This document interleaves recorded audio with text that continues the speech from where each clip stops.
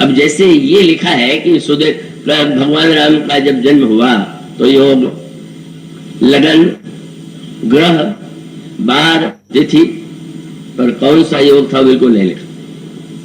कौन सी लग्न में श्री राम का जन्म हुआ, ज्योतिष शास्त्रियों ने जो कुंडली बनाई उसमें है, पर उन्होंने बिल्कुल नहीं लिखा। गोस्वामी जी उन मुहूर्तों का वर्णन तो बड़े विस्तार से करते हैं, पर अंक या उसको उनका नाम तो इतना संक्षेप में लेते हैं कि लगता है कि जैसे वो बड़ी ही कठिनाई से एक या दो बात कह पाते।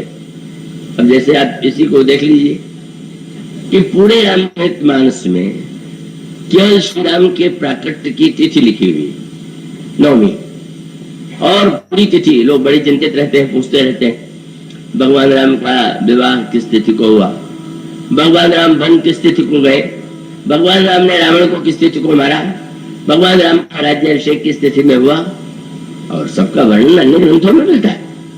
पर गोस्वामी जी का श्री राम के जन्म के बाद विवाह का जब प्रसंग आया तो लगा कि आज उदारता से वर्णन करेंगे, और प्रशंसा तो मूर्त की ऐसी कर दिया कि जब जनकपुरी में बारात आई हुई थी तो बारात पहले आई हुई थी, अब वो भी नहीं कितने दिन पहले आई थी, उनकी शैली पर अध्ययन है। वो जो प्रथम बारात लगनते आई ताते पूरे प्रमोद अधिक आई, और जितने जनक प्रवासी हैं वो कहते हैं कि बढ़ो दिवस निशी विधिसन कहानी। ब्रह्मा से कहते हैं ये नहीं गिनती गिनते कि हुई गिनती होने लगे तो उसका अर्थ है कि काल पर ध्यान चला गया। आप कथा में बैठते होंगे तो कभी कभी आपका घड़ी पर ध्यान जाता होगा, मुझे भी ध्यान देना पड़ता होगा, तो उसका अर्थ है कि हमको समय का भान, समय का बड़ा महत्व है। तो समय की दृष्टि से देखें तो ये लिखना चाहिए कि भाई कितने दिन बारात का मिथिला में रही, लिखा गया है। गोस्वामी जी नहीं लिखेंगे, वो तो कहेंगे कि बस वो तो दिन बीत रहे हैं, कौन गिनती करे कि कितने दिन पहले बारात आ गई। गिन रहे थे क्या कि बहुत पहले से आ गई है, अब कितने दिन सत्कार करना पड़ेगा, जल्दी से जल्दी विवाह हो और ये चले जाए। मानो स्त्री पुरुष मनोती मानते रहते हैं कि दिन का भान, दिन बस दिन बढ़ते ही चला जाए।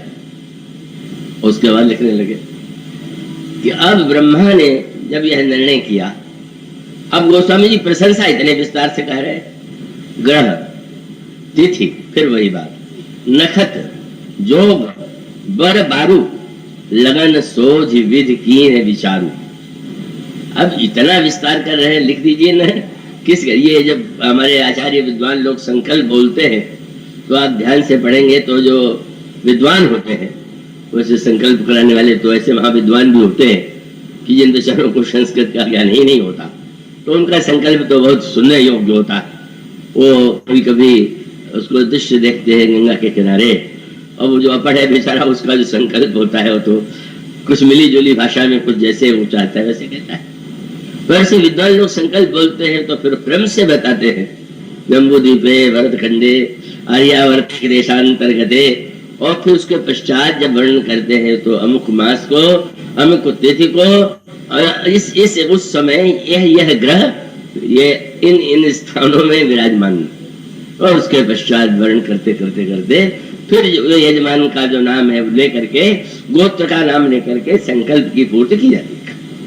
अब गोस्वामी जी प्रशंसा तो बहुत कह रहे हैं कि ग्रह तिथि नखत योग बर बारू, लगन शोध विधि कीन विचारू, पठई दीन नारद सरसोई, और वो लिख करके नारद जी के हाथ से भेज दिया। और यहाँ जनक जी से ज्योतिषियों ने, गोस्वामी जी कहते हैं पठई दीन नारद सन सोई, लेकिन वहां जनकपुर के ज्योतिषी थे, गनी गणक के गणकन जोई। जनक के ज्योतिषियों ने भी ठीक यही मुहूर्त निकाला था। और तब जब गोस्वामी जी इतने विस्तार से कहते हैं तो इच्छा होती है जरा बता दीजिए ना। तो लगा कि लिखने जा रहे हैं क्या, बोले हे ऋतु थी, अग्रहण मास सुहावा, और फिर उसके बाद अब अग्रहण मास हुआ तो कम से कम तिथि तो लिख दीजिए। उसे अगहन शुक्ल पंचमी को श्री राम का विवाह हुआ, ऐसा पुराणों में या ग्रंथों में आया है और भक्त लोग मंदिरों में मनाते हैं। तो गोस्वामी जी अगहन मास भी लिख देते हैं और उसके पश्चात प्रशंसा भी बहुत कर रहे हैं। पर अचानक तिथि के विषय में अब पढ़िए, पढ़ते रहिए आप। बोले ग्रह तिथि नखत जोग बर बारू, लगन सोध विधि कीन विचारू।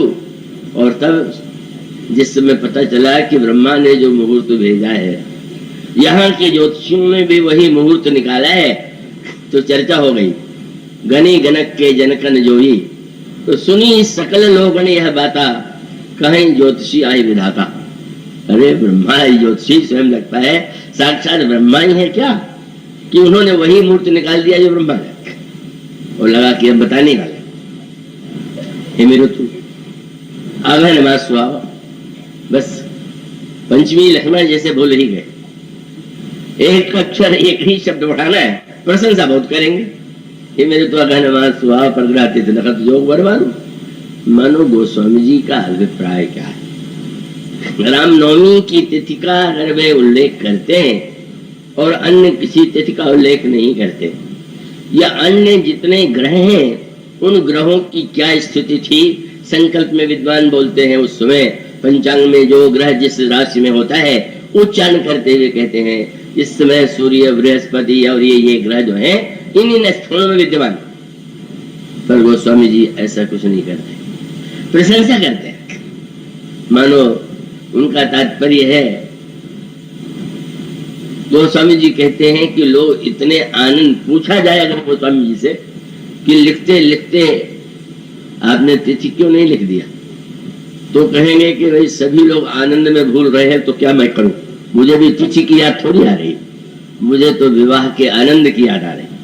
फिर वो बड़े विस्तार से वर्णन करेंगे, धेनु धूरी बेला विमल सकल समंगल मूल, विप्रण है विदेह सन जान सगुन अनुकूल। सबके पीछे गोस्वामी जी की धारणा यही है कि हमारा उद्देश्य जो है काल के विस्तार में उलझ जाना नहीं। मैं जानता हूं कई परिवारों में और कई स्थानों में श्री राम के विवाह पंचमी के दिन मुहूर्त भी हो तो कई लोग विवाह नहीं करते, और उनकी धारणा है कि विवाह में जब सीता जी को इतना कष्ट हुआ तो कम से कम इस मुहूर्त को नहीं करते। बोलो धारणा, तो धारणा का तात्पर्य ये कि उनकी दृष्टि में सीता जी को तो बड़ा कष्ट हुआ तो काहे का शुभ मुहूर्त था और काहे का शुभ विवाह था। पर आप सोचिए सीता जी या श्री राम जो आए थे वो भौतिक अर्थों में आनंद के लिए तो नहीं आए थे, आनंद का वितरण कर रहे आए